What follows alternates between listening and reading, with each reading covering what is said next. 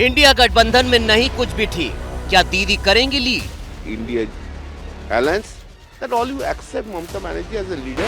हम सब चाहते हैं कि ममता जी इंडिया ब्लॉक की प्रमुख घटक रहे, हमारे साथ रहे। राहुल गांधी के अलावा कोई देश के अंदर नेतृत्व करने की स्थिति में नहीं है, बिल्कुल गलतफहमी दूर करके रखें। खानदान अनेक और ख्वाहिशें, हजारों ख्वाहिशें ऐसी कि हर ख्वाहिश पे दम निकले। बहुत निकले मेरे अरमान, लेकिन फिर भी कम निकले। राहुल की लीडरशिप पर क्लेश, ममता का साथ देंगे अखिलेश? उनके समर्थन में, उनकी लीडरशिप में हम लोग का भरोसा है। ममता दीदी इंडिया गठबंधन में एक मजबूत घटक दल के रूप में हैं। ये गठबंधन की गठरी में जितने छेद हैं, उससे ज्यादा उनमें आपसी मतभेद हैं। बंगाल में वहाँ बीजेपी को पानी पिला रही हैं। इंडिया गठबंधन में रार, लीडरशिप पर तकरार। इंडिया जो ब्लॉक है, कलकत्ता से बंगाल में बैठ के ही वो ये कर सकता है। इंडिया अलायंस का कोई भी नेता राहुल गांधी के नेतृत्व व प्रियंका वाड्रा के नेतृत्व में विश्वास नहीं रखता है।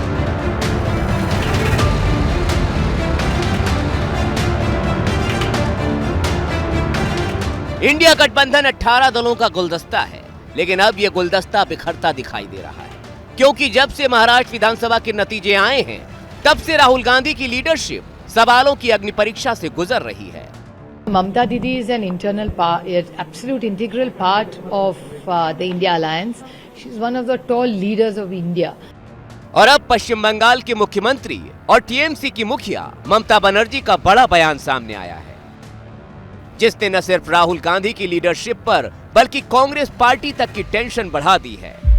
ममता बनर्जी के इस बयान के क्या मायने हैं और इंडिया गठबंधन पर इसका क्या असर होगा, ये आपको बताएं, उससे पहले पूरा घटनाक्रम समझिए। 23 नवंबर को महाराष्ट्र विधानसभा के नतीजे आते हैं। कांग्रेस की लीडरशिप में महाविकास आघाड़ी गठबंधन बुरी तरह हार जाता है।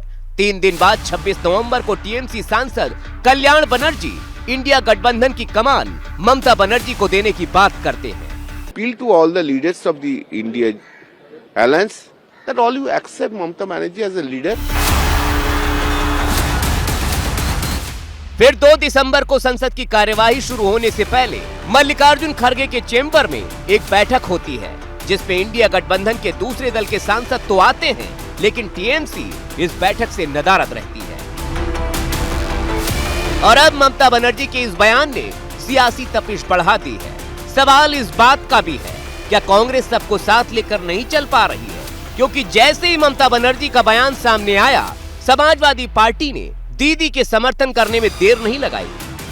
लंबा अनुभव है, संघर्ष के रास्ते से उन्होंने राजनीति में स्थान बनाया है और सब तरह से राजनीतिक मुकाबला किया है। वो पूरी तरह सक्षम है और हमारे दल की और उनसे व्यक्तिगत सब तरह के रिश्ते अच्छे हैं।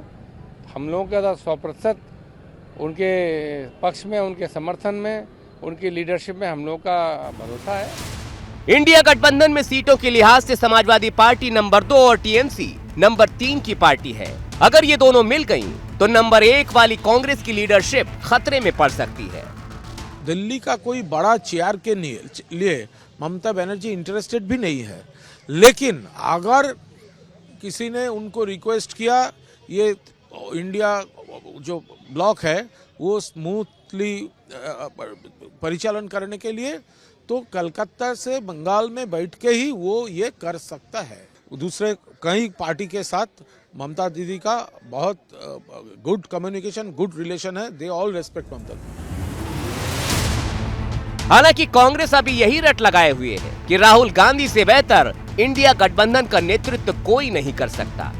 ममता जी बहुत बड़ी नेता हैं और हम उनके बारे में क्या बोल सकते हैं। ममता जी तो बड़ी नेता हैं। राहुल गांधी के अलावा कोई देश के अंदर नेतृत्व करने की स्थिति में नहीं है, बिल्कुल गलतफहमी दूर करके रखें। हमारी चाहे कैसी भी स्थिति रही हो, चाहे यहाँ से लेकर और कन्याकुमारी तक राहुल गांधी मिलेंगे, और राहुल गांधी जिस मजबूती के साथ बात को रख रहे हैं, मैं समझता हूँ उसमें कोई गुंजाइश नहीं है।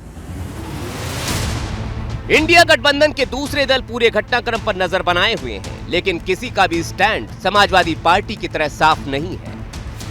ममता जी की ये राय हमें मालूम है। हम सब चाहते हैं कि ममता जी इंडिया ब्लॉक की प्रमुख घटक रहे, हमारे साथ रहे, चाहे ममता जी हो, चाहे अरविंद केजरीवाल जी हो, हाँ, शिवसेना हो, हम सब लोग एक साथ हैं। कुछ थोड़े बहुत अगर मतभेद है, हम खुद कलकत्ता में जाकर ममता दीदी से बात करने वाले। इंडिया गठबंधन में एक मजबूत घटक दल के रूप में है और बंगाल में वहाँ बीजेपी को पानी पिला रही है। और पहली बैठक इंडिया ब्लॉक गठबंधन की यही बिहार में हुई थी, ममता दीदी भी आई थी। तो ममता दीदी पूरी मजबूती के साथ इंडिया गठबंधन के साथ हैं। इंडिया गठबंधन में मची तकरार पर बीजेपी भी मजे ले रही है और सभी दलों की सोच और समझ पर सवाल उठा रही है। ये कोई असंतोष नहीं है बल्कि संतोष है, असंतुष्टि नहीं है बल्कि संतुष्टि है। और संतुष्टि इस बात की है कि उनको इस बात का अच्छी तरह से एहसास है कि आने वाले कई दशकों तक दिल्ली के सत्ता के शीर्ष पर कोई वैकेंसी है नहीं, और इसलिए जो है वो गठबंधन के शीर्ष पे ही पहुंच जाओ। तो असल इसमें यह है, ख़ानदान अनेक और ख्वाहिशें एक, हज़ारों ख्वाहिशें ऐसी कि हर ख्वाहिश पे दम निकले। बहुत निकले मेरे अरमान लेकिन फिर भी कम निकले। राहुल गांधी एक पॉलिटिकल फेलियर है।